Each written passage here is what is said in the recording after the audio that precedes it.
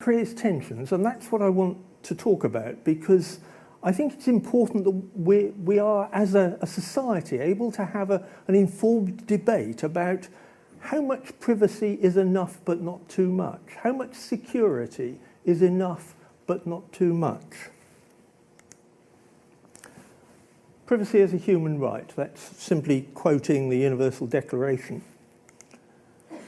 In the physical world, we've got all kinds of protections. This is evidence that we care about our privacy. We've got doors, we've got obscured glass, we've got locks, we wear clothes, we put up shutters.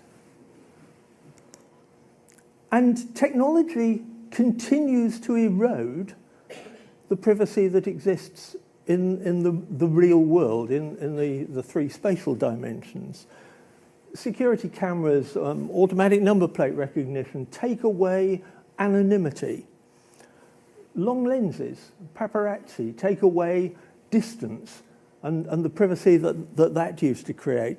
And body scanners are increasingly being used to see through clothes, for example. This process isn't going to slow down, and the new quantum technologies are actually being able to do gravitational sensing, and that's advancing at a remarkable rate, and you can't shield gravity. So some of the new quantum technologies are able already to see through walls, and there are technologies also for seeing around corners now using scattered light from lasers. Technology continues to erode privacy.